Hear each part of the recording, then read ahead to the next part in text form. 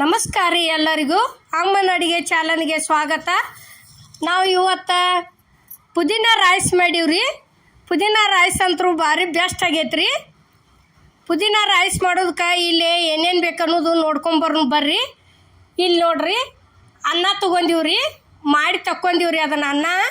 ಇಲ್ಲೇ ಪುದೀನ ಇಟ್ಕೊಂಡೀವ್ರಿ. ಪುದೀನ ಆದ ನಂತರ ಇಲ್ಲೇ ಶುಂಠಿ, ಬೆಳ್ಳುಳ್ಳಿ, ಮೆಣಸಿನ್ಕಾಯಿ ಅದಾವ್ರಿ.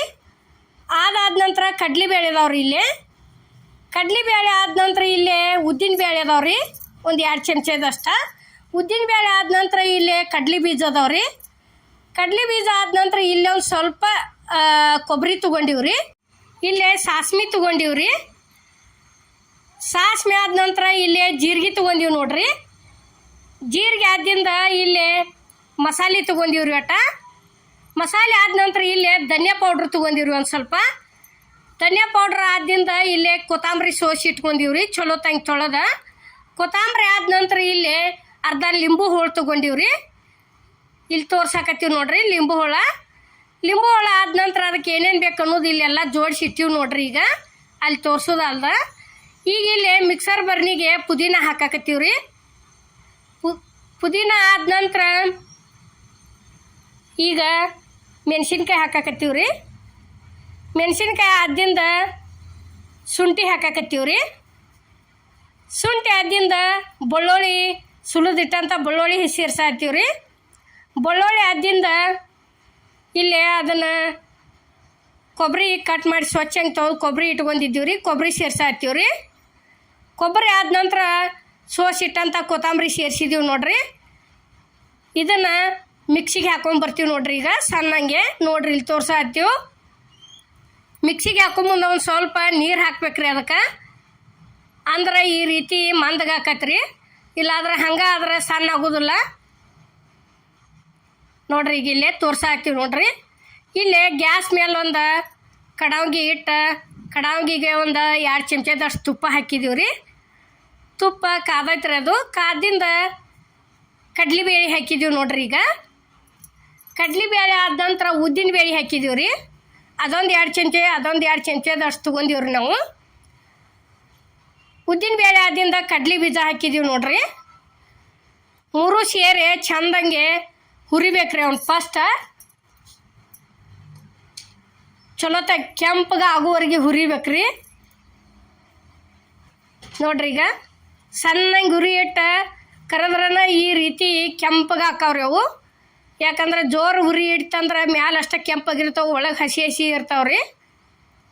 ಈಗ ನೋಡ್ರಿ ಇಲ್ಲೇ ಮತ್ತು ಕಡಾವಿಗೆ ಎಣ್ಣೆ ಹಾಕಿದ್ದೀವ್ರಿ. ಸಾಸ್ಮಿ ಹಾಕಾಕತ್ತೀವಿ ನೋಡ್ರಿ.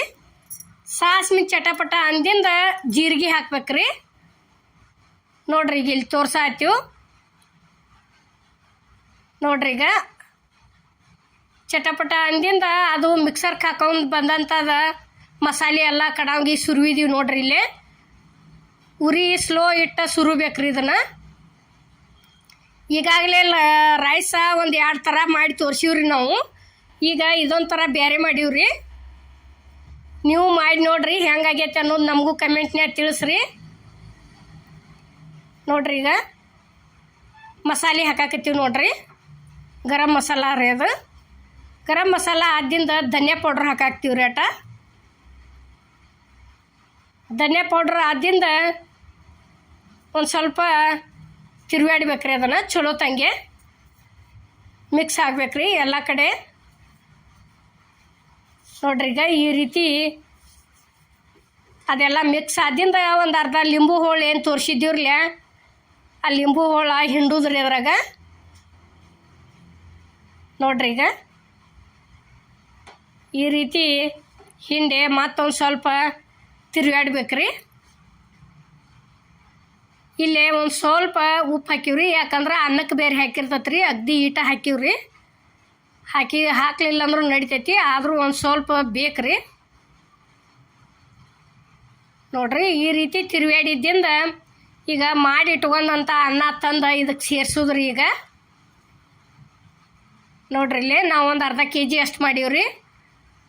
ಒಂದು ಸೂಡು ಪುದೀನ ಎಲ್ಲ ಪೂರ್ತಿ ಹಾಕಿವ್ರಿ ನಾವು. ಅಂದ್ರೆ ಅದಕ್ಕೆ ಮಸಾಲೆಗೆ ಅದಕ್ಕೆ ಕರೆಕ್ಟ್ ಆಗೈತ್ರಿ ನೀವು ಸ್ವಲ್ಪ ಮಾಡೋರಿದ್ರೆ ಈಟ ಹಾಕೋತ ಬರ್ರಿ. ಮತ್ತು ನಾವು ಹಾಕಿದ್ವಿ ಇವತ್ತು ನೀವು ಜಾಸ್ತಿ ಹಾಕಿರಿ. ಸ್ವಲ್ಪ ಹಾಕಿ ಮಸಾಲೆ ಭಾಳ ಹಾಕತ್ರಿ ಅದು. ನೋಡ್ರಿ ಈಗ ಈ ರೀತಿ ಎಲ್ಲ ಮಿಕ್ಸ್ ಆಗುವಂಗೆ ಉರಿ ಸ್ಲೋ ಇಟ್ಟು ಎಲ್ಲ ಕಡೆ ತಿರುವಾಡಿಬೇಕ್ರಿ ಅದನ್ನ ಫಸ್ಟ್.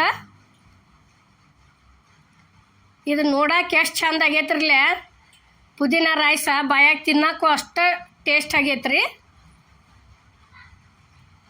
ನೋಡ್ರಿ ಈಗ ಈ ರೀತಿ ತಿರುವಾಡ್ಬೇಕ್ರಿ. ಈ ರೀತಿ ತಿರುವಾಡಿದ್ದಿಂದ ಇದನ್ನು ಕರದಿಟ್ಟಂಥ ಪದಾರ್ಥ ಎಲ್ಲ ಸೇರ್ಸಾಕತ್ತೀವಿ ನೋಡ್ರಿ. ಕಡ್ಲಿ ಬೀಜ, ಕಡ್ಲಿ ಬೇಳೆ, ಉದ್ದಿನ ಬೇಳೆ ಸೇರಿಸ್ಕೇಸಿಂದ ಇಲ್ಲಿ ಉಳ್ಳಾಗಡ್ಡಿ ಇಟ್ಟಿವ್ರಿ. ಸೈಡ ಒಂದು ಸ್ವಲ್ಪ ಪುದೀನ ಇಟ್ಟಿವಿ, ಒಂದು ಲಿಂಬು ಹೋಳು ಇಟ್ಟಿವ್ರಿ. ನೋಡ್ರಿ ಈಗ ರೆಡಿ ಆಗೈತ್ರಿ ಪುದೀನ ರೈಸ. ನೋಡ್ರಿ ಈಗ ನಾವು ಮಾಡುವಂಥ ವಿಡಿಯೋ ನಿಮಗೆ ಇಷ್ಟ ಆಗೈತೆ ಅನ್ಕೋತೀನಿ ರೀ. ಇಷ್ಟ ಆಗಿದ್ರೆ ಲೈಕ್ ಮಾಡಿ, ಶೇರ್ ಮಾಡಿ, ಕಮೆಂಟ್ ಮಾಡಿ, ಸಬ್ಸ್ಕ್ರೈಬ್ ಮಾಡಿ. ಇದೇ ರೀತಿ ಅಮ್ಮನ ಅಡುಗೆ ಚಾನಲ್ಗೆ ಸಪೋರ್ಟ್ ಮಾಡಿ. ಎಲ್ಲರಿಗೂ ನಮಸ್ಕಾರ.